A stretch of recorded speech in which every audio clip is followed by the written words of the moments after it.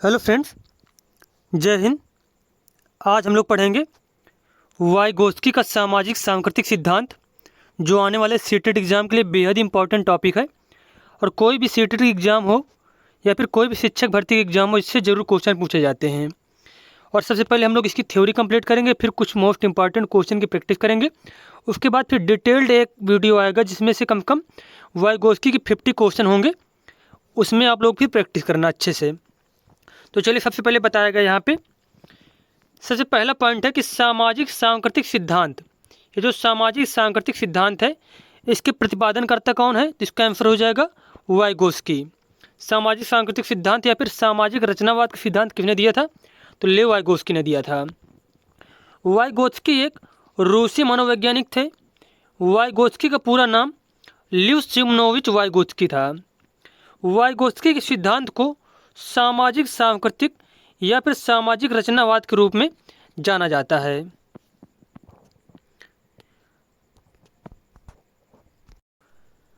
उसके बाद बताया गया है वाइगोत्स्की ने अपने सिद्धांत में समाज, संस्कृति और भाषा पर विशेष जोर दिया है।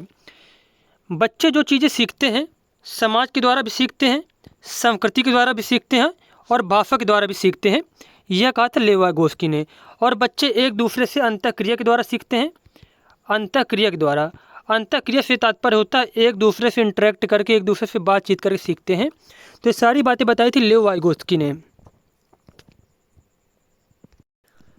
उसके बाद बात की अगर यहाँ पे, जैसे कि वाइगोत्स्की ने समाज, संस्कृति और भाषा पर भी जोर दिया था सीखने पे, कि बच्चे जो है समाज के द्वारा भी सीखते हैं, भाषा के द्वारा सीखते हैं, उसके बाद संस्कृति के द्वारा सीखते हैं, एक दूसरे से अंतःक्रिया के द्वारा सीखते हैं। जबकि पियाजे ने बताया कि बच्चों का विकास जो होता है उनकी उम्र के अनुसार होता है। वाइगोत्स्की के अनुसार बच्चे क्या करते हैं? अंतःक्रिया द्वारा सीखते हैं। वाइगोत्स्की के सिद्धांत को सामाजिक निर्मितवाद, जबकि पियाजे के सिद्धांत को निर्मितवाद की श्रेणी में रखा गया है। उसके बाद क्वेश्चन अगर पूछा जाए कि सामाजिक निर्मितवाद का सिद्धांत किसने दिया, तो आंसर हो जाएगा वाइगोत्स्की ने दिया था। और बात की जाए निर्मितवाद के सिद्धांत की, तब आंसर हो जाएगा पियाजे। निर्मितवाद का सिद्धांत किसने दिया था? पियाजे ने।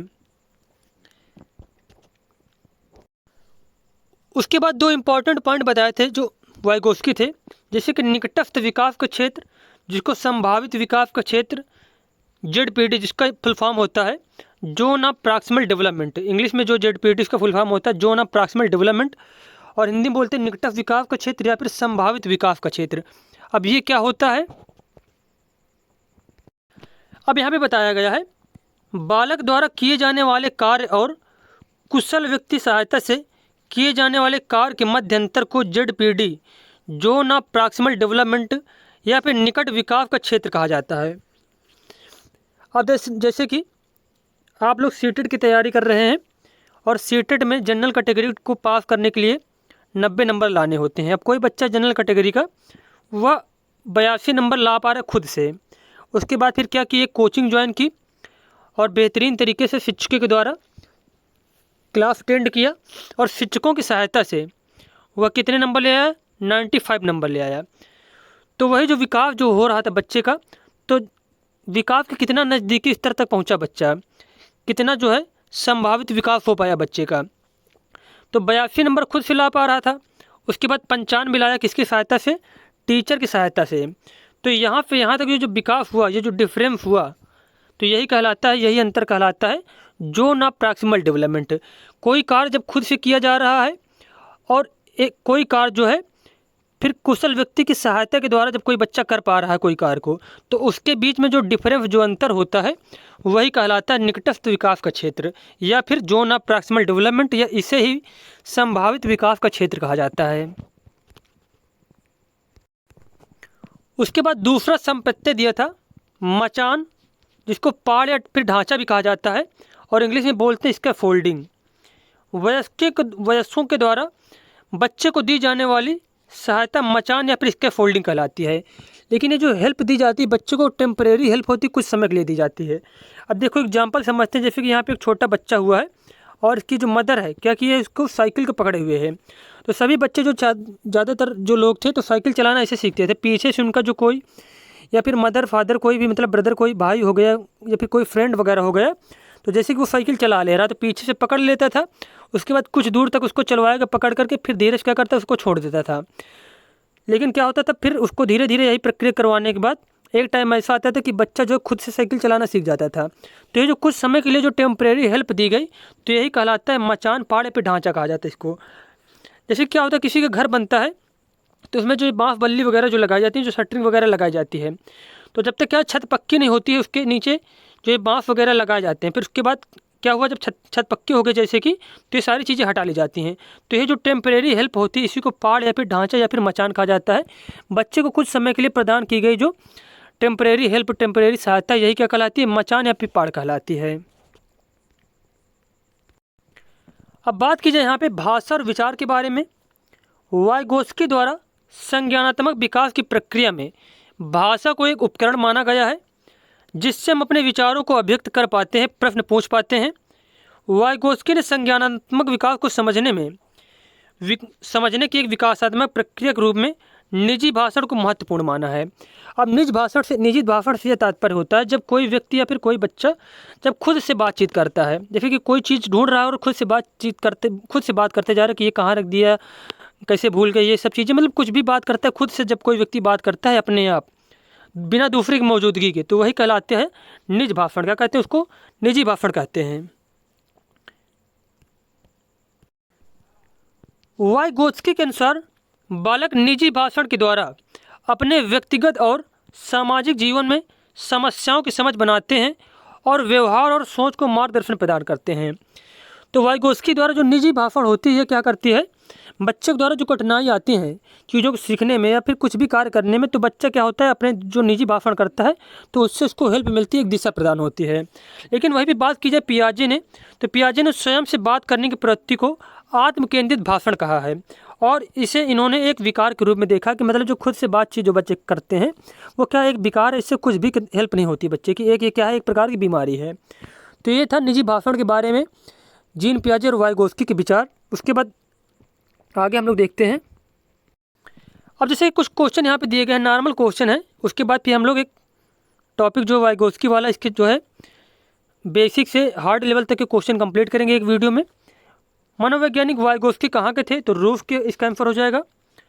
लेव वाइगोत्स्की के अनुसार संज्ञानात्मक विकास का मूल कारण क्या है, तो सामाजिक अन्योन्य क्रिया या फिर सामाजिक अंतःक्रिया ही है लेव वाइगोत्स्की के द्वारा संज्ञानात्मक विकास का जो मूल कारण होता है। उसके बाद क्वेश्चन, अगला क्वेश्चन है वाइगोत्स्की के अनुसार बच्चे स्वयं से क्यों बोलते हैं, तो बच्चे स्वयं से इसलिए बोलते हैं, बच्चे जो होते हैं अपने कार्य को दिशा देने के लिए, बच्चे अपने कार्य को दिशा देने के लिए। जोन ऑफ प्रॉक्सिमल डेवलपमेंट का प्रत्यय किसने दिया था, तो वाइगोत्स्की ने दिया था। अगर बात की जाए इसके फोल्डिंग के बारे में, तो इसके फोल्डिंग के बारे में भी वाइगोत्स्की ने बताया था। किसने बताया था, इसके फोल्डिंग के बारे में भी वाइगोत्स्की ने बताया था। नेक्स्ट क्वेश्चन है मौखिक संवाद जो बच्चे स्वयं से करते हैं उसे वाइगोत्स्की क्या कहते हैं, उसको वाइगोत्स्की ने कहा था व्यक्तिगत वार्ता या फिर निजी भाषण। और अहम केंद्रित वार्ता किसने कहा था, जीन पियाजे ने। वाइगोत्स्की के सिद्धांत में विकास के निम्नलिखित में से कौन से पहलू की अपेक्षा होती है, मतलब कौन सा पहलू जो है के बारे में वाइगोत्स्की ने बात नहीं की थी, सांस्कृतिक के बारे में, सामाजिक के बारे में, भाषा के बारे में या फिर जैविक के बारे में। तो जैविक का संप्रत्यय जो वाइगोत्स्की ने नहीं बताया था।